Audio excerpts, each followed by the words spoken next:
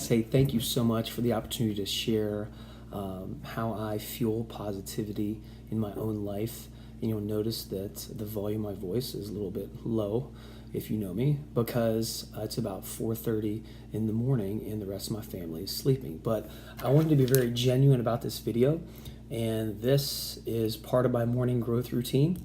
And it works for me, and it helps me fuel positivity in my life each and every day. And part of that is getting up at or anywhere from 4 o'clock to 4:30 in the morning, and that morning growth routine. Routine for me typically is reading, journaling, listening to audio tapes on the way to the gym, doing something physical, listening to audio tapes from the gym to school, or if I'm taking my son to the sitter. So by the time that I get to school, in the classroom, in front of students, I'm ready to go. I've already put those 2 to 3 hours of work in on myself, and part of that morning growth routine, I believe, has a major impact on my level of positivity, both inside and outside of my classroom. So that's one thing that works for me outside of the classroom. So I wanted to share a few takeaways that also works for fueling positivity inside of the classroom. And one is the Rockstar student phone call. So I started this year, and it seemed like when I was making parent contacts, it was conversations about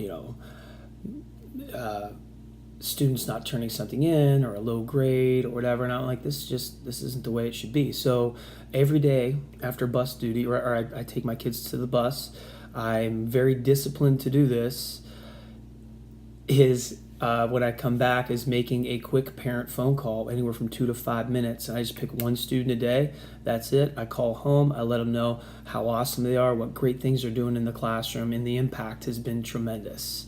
I don't have enough time to get in this video to go into some of the things that have happened because of making that quick little phone call.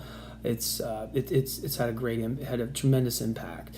The other thing I wanted to share with you is the importance of having conversations with students, that positive conversations outside of the realm of school.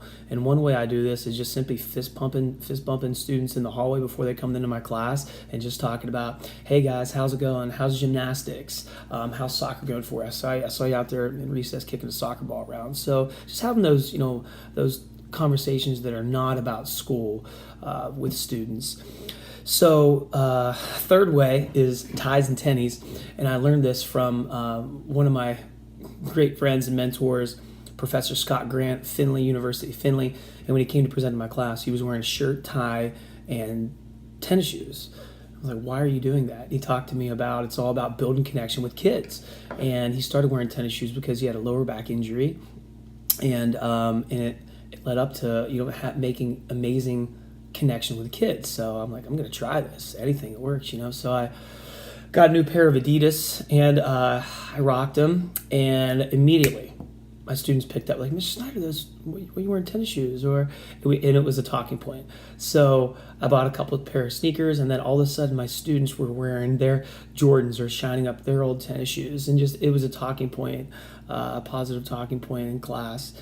And the last thing I wanted to share with you is I just started this about 2 months ago, and it's shooting a video once a week, one-on-one with a student, and just sharing with them and recognizing them about all the positive things that they do inside the classroom. So I'm going to actually attach that video after this video. So I appreciate it. Again, the morning growth routine, recognizing students, making that positive phone call, talking about things that are outside of school, ties and tennies. That's how I fuel positivity in my life and within the classroom. So I hope you guys got a takeaway. Thank you.